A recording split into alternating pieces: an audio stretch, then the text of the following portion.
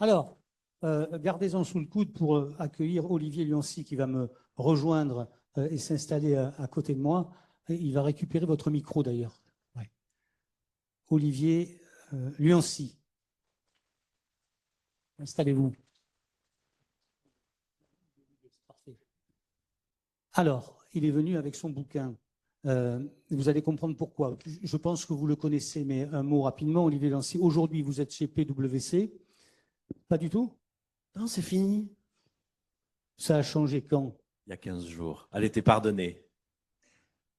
Ça va, ça vient. Et qu'est-ce que vous faites aujourd'hui? Ben, j'expliquerai tout à l'heure. Ah bon? Bon, en tout cas, vous êtes administrateur du CNA et vous avez été chargé d'un rapport sur la réindustrialisation. C'est ce qui vous vaut d'être parmi nous aujourd'hui, non pas pour nous livrer l'intégralité de ce rapport, mais pour faire un lien évidemment sur le rôle que les achats pourraient tenir dans le cadre de cette réindustrialisation souhaitée par l'État et au fond, dont on s'est aperçu qu'elle était plus que nécessaire au détour d'une bestiole qui nous a enquiquiné la vie en 2020, mais ça faisait un moment que c'était dans les tuyaux. Alors, en quelques mots d'abord, ce rapport sur la réindustrialisation, quels sont les grands thèmes qui vont nous amener jusqu'à l'importance des achats? Est-ce qu'aujourd'hui, vous considérez que, d'abord, la finalité de la réindustrialisation, c'était quoi? Alors, je vais d'abord me présenter un petit peu parce que c'est toujours plus sympathique pour les gens qui sont dans la salle ou qui nous écoutent de savoir le point de vue de l'intervenant. J'ai pour l'instant 3 vies professionnelles. J'ai été industriel chez Saint-Gobain pendant 10 ans. J'ai dirigé les activités de Saint-Gobain en Europe centrale et orientale, basé à Varsovie, 12 pays, enfin en rayonnant sur 12 pays. J'ai fait 10 ans de fonction publique, pratiquement tous les étages, Commission européenne, Conseil régional, État central. À chaque fois, j'ai eu un poste de fonctionnaire et un poste en cabinet, donc j'ai conseillé des hommes et des femmes politiques, une commissaire européenne, un président de région et un président de la République, puisque j'ai passé 2 ans et demi à l'Élysée. Et puis, j'ai effectivement fait du conseil pendant presque une dizaine d'années, un petit peu moins, qui m'a permis de découvrir tous les autres secteurs de l'industrie que je ne connaissais pas, parce que même si Saint-Gobain est un grand groupe, il y a plein de secteurs qui ne sont pas couverts. Et depuis 15 jours, je commence ma 4e vie professionnelle. Je suis prof au Conservatoire national des arts et métiers en transition énergétique de l'industrie. Bien. Voilà. Et effectivement, j'ai eu cette émission et les grands chapitres, moi, les quelques messages sur cette émission que j'aimerais vous délivrer avant qu'on rentre sur l'achat public, c'est le premier, c'est on réindustrialise pas pour réindustrialiser. Vous avez sur la salle un passionné d'industrie. Moi, j'adore les usines, j'adore la transformation de la matière. Je comprends qu'on ne partage pas ma passion, mais en revanche, là où je pense qu'on peut tous se retrouver, c'est sur les finalités de notre réindustrialisation. On réindustrialise pour retrouver une souveraineté, pour retrouver la maîtrise de notre destin collectif. On réindustrialise aussi pour réduire notre empreinte environnementale.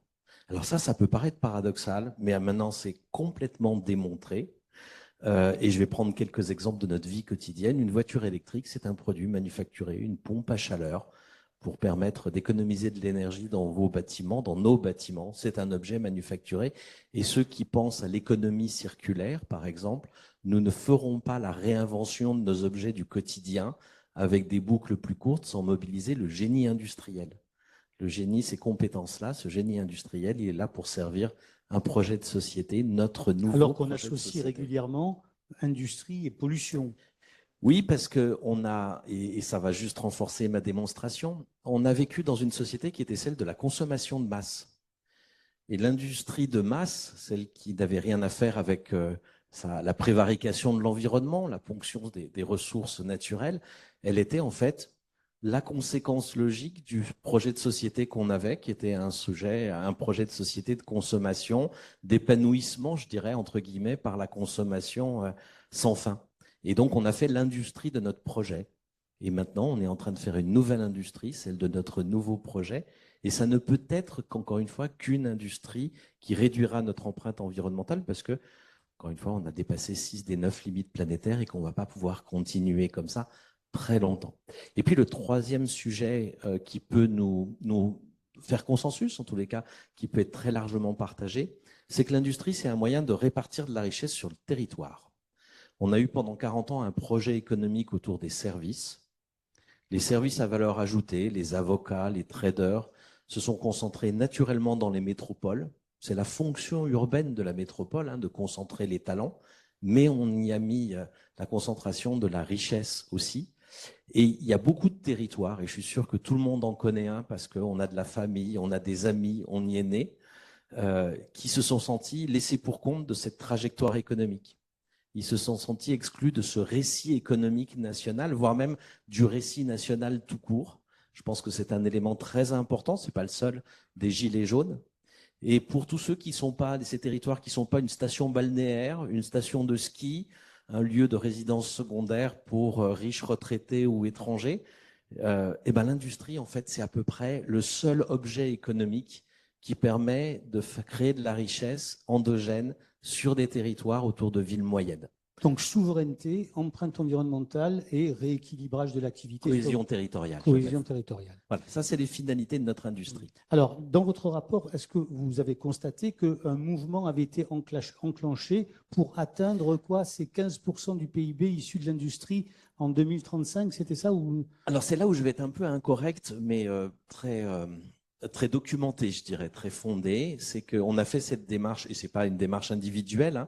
J'étais entouré d'une vingtaine de personnes, des élus régionaux, locaux, des chefs d'entreprise, des économistes naturellement, un sociologue, un philosophe, un producteur de reportages qui a fait Nous les ouvriers sur la population ouvrière en France à travers les dernières décennies, un homme d'image.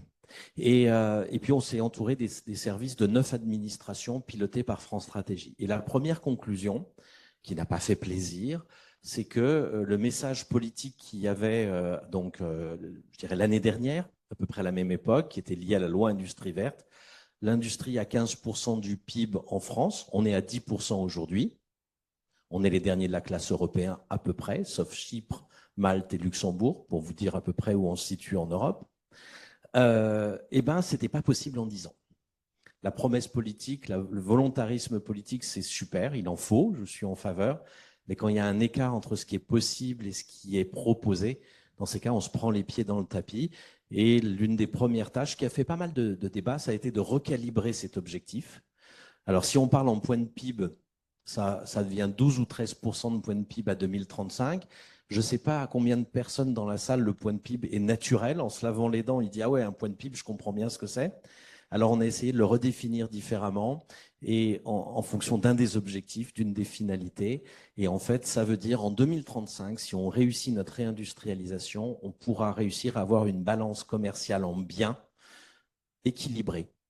Là où tous les ans, on est entre moins 50 et moins 100 milliards de balance commerciale en biens. La France achète, importe 50 à 100 milliards de plus qu'elle ne vend en biens aujourd'hui.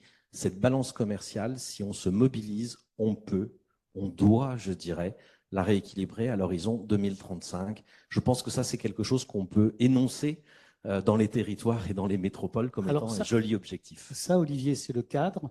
On ne va pas entrer dans le détail de l'analyse. Vous avez dit qu'il y a un potentiel, on s'est trop focalisé sur les startups.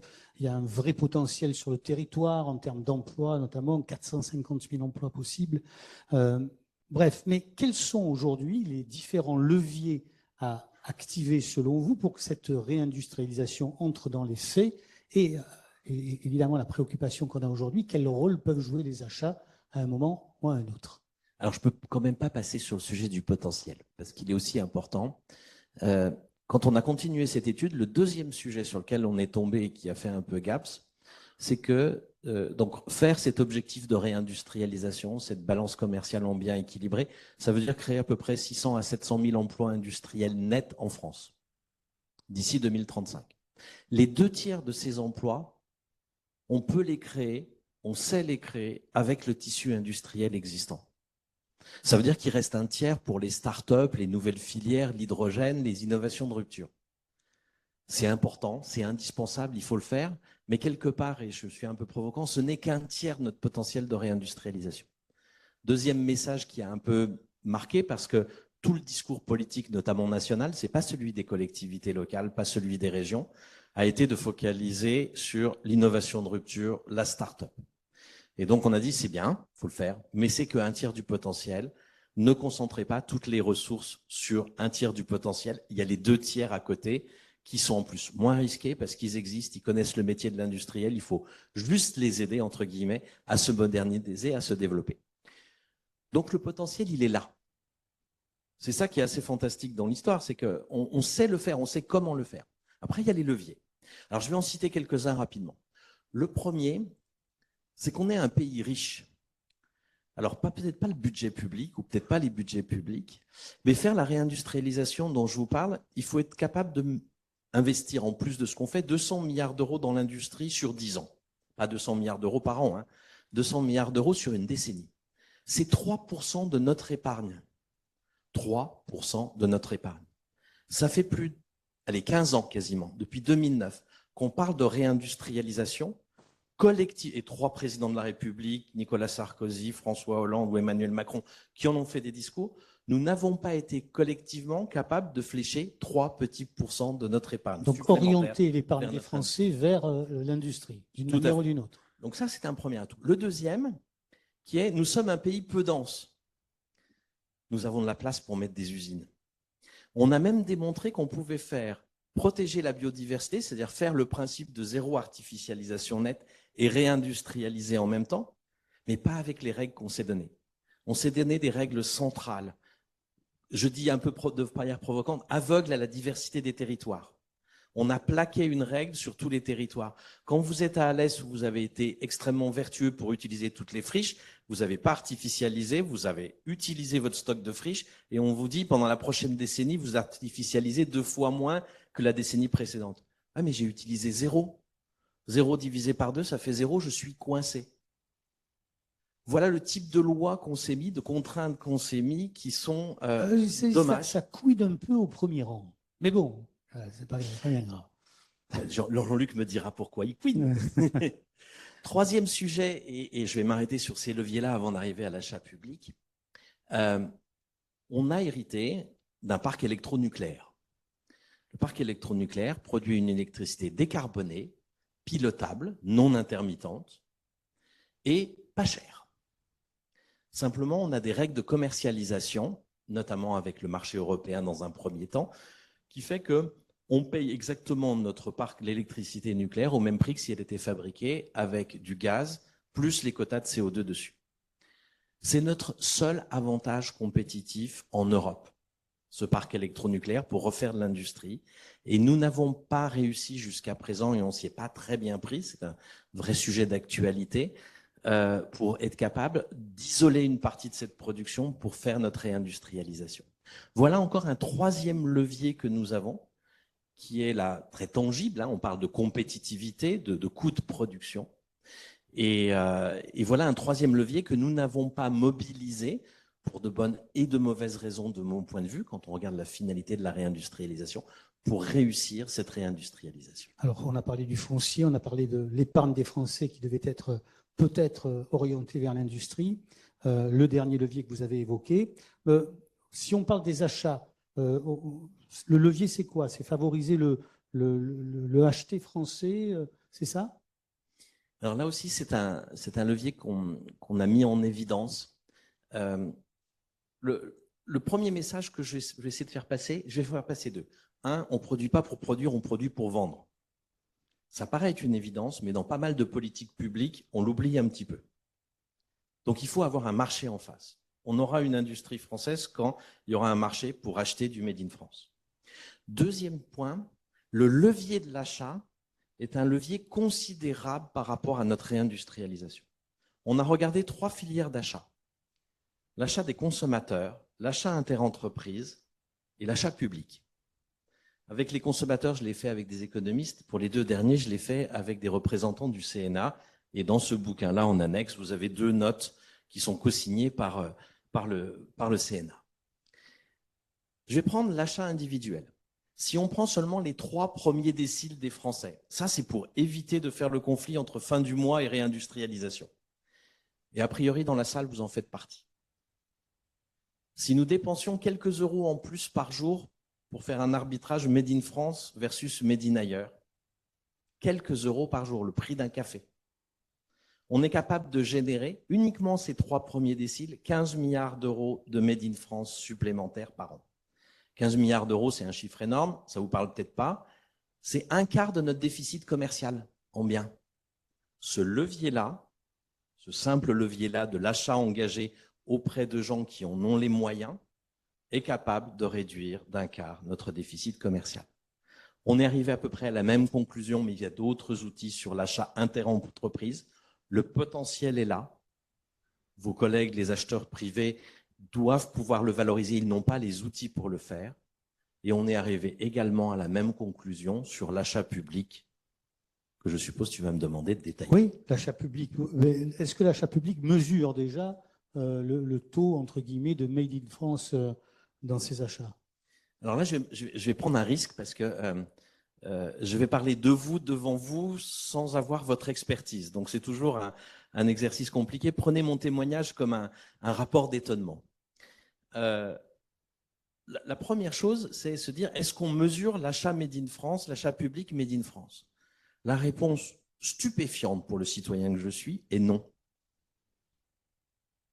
Et quand je suis allé voir certains de vos collègues à Bercy, notamment qui sont chargés d'un certain observatoire, la réponse m'a... Alors, il ne faut pas focaliser, il ne faut pas stigmatiser, mais m'a surprise. Il ne faut pas mesurer parce que si on mesure, ça voudrait dire qu'on a l'intention d'augmenter le taux de Made in France. Et si on veut augmenter le taux de Made in France, ce n'est pas bien par rapport à la Commission européenne. Voilà un peu rapidement la réponse que j'ai eue. Ça veut dire que la commande publique serait moins patriotique que les consommateurs. Alors, il y a des études qui ont quand même été faites par des organes extérieurs. Elles sont approximatives, elles nous donnent des ordres de grandeur, mais elles nous disent deux choses. Un, nous achetons moins Made in France que la plupart des pays européens et largement moins que l'Allemagne, par rapport pas du Made in France, mais du Made in Germany. L'écart est à peu près de l'ordre de 20% des achats en biens par l'achat public. Et peut-être encore plus, je dirais, perturbant, les Français, et là, ce n'est pas que les 3 premiers déciles qui ont l'argent pour se payer du Made in France, je parle bien des Français en général, quand nous achetons des biens, en proportion, nous achetons plus de Made in France que ne le fait la commande publique. La commande publique avec nos impôts, et là je ne parle pas comme acheteur public, mais comme citoyen, est quelque part moins patriotique que je ne le suis moi lorsque je vais dans un magasin. Et le moi n'est pas que Olivier Luancy qui a la chance de faire partie de ces 3 déciles, c'est le moi français moyen. Et ça vient d'où? Alors, est-ce que ça veut dire qu'on se réfugie derrière les textes européens, voire même qu'on les, comment vous dites, surtranspose? Est-ce qu'on va plus loin que les textes? On les interprète? C'est là où je rentre dans la zone, je dirais, sensible, parce que je vais parler de votre métier sans avoir toute votre expertise. Donc, prenez-le, même si dans ces travaux, je ne les ai pas faits seul, et notamment pour le citer, j'ai été beaucoup aidé par Philippe Maraval dans cette réflexion.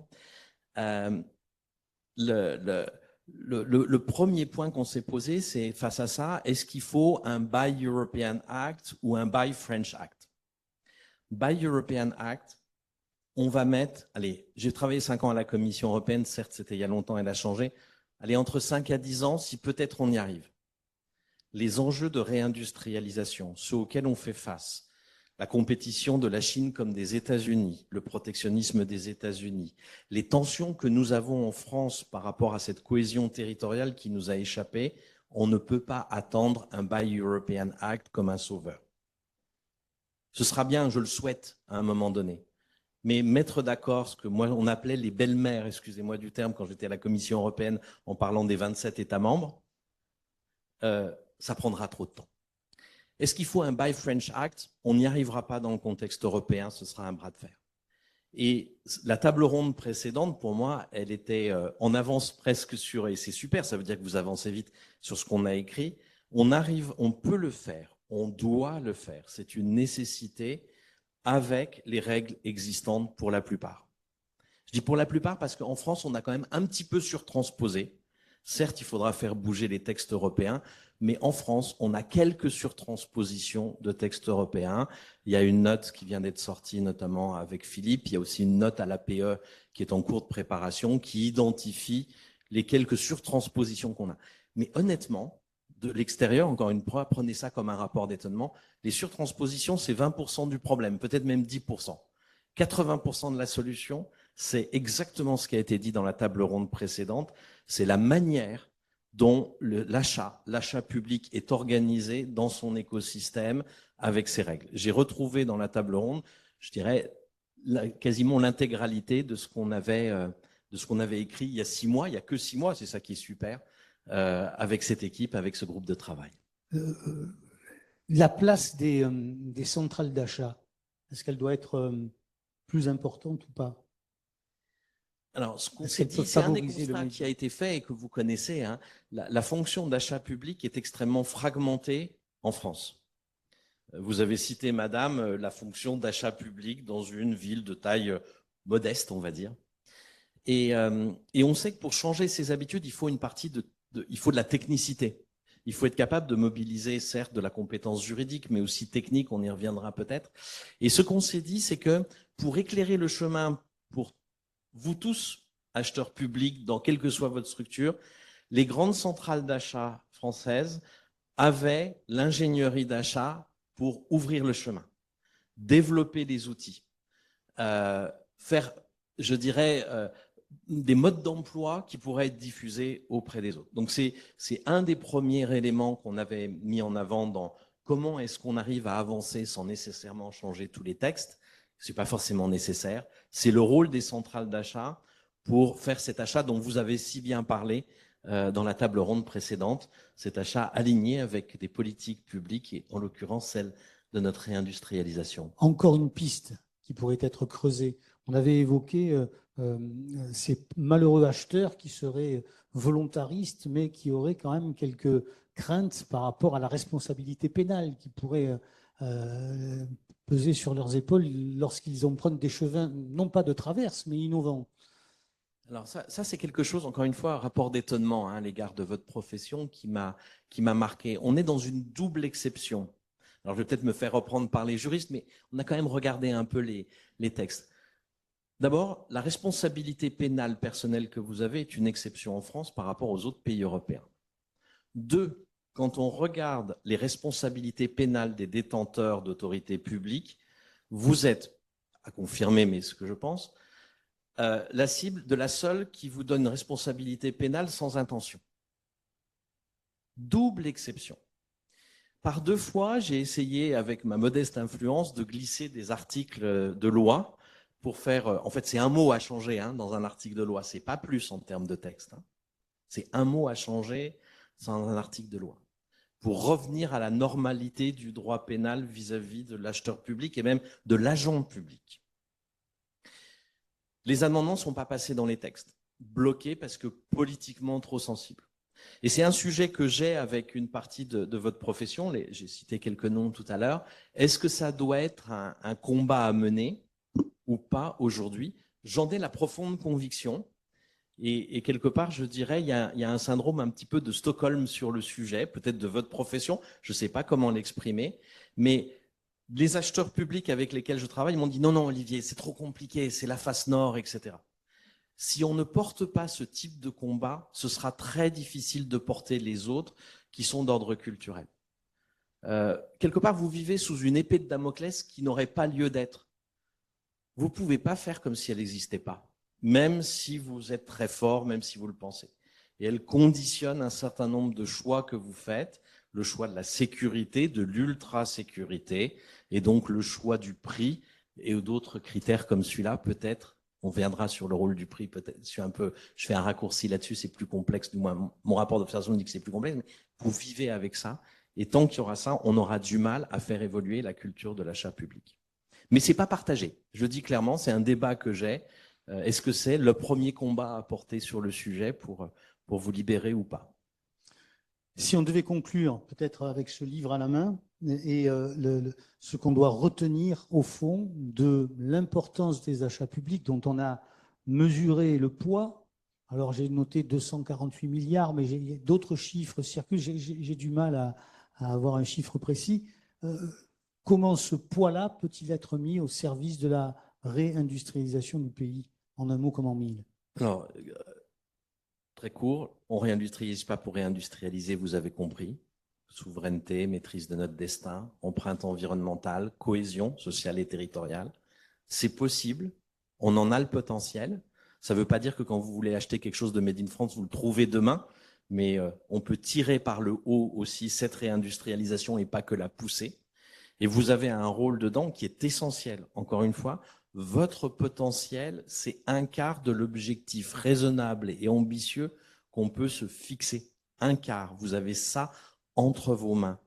On n'est pas dans le romantisme d'acheter français pour acheter français et se faire plaisir. On est là, vous avez entre vos mains un levier essentiel, majeur de notre réindustrialisation. Et encore une fois, on ne fait pas des usines pour faire des usines, on fait des usines aussi pour donner à notre pays la capacité de se projeter dans le monde de demain, de permettre à nos enfants de vivre dans le monde qu'ils souhaiteront.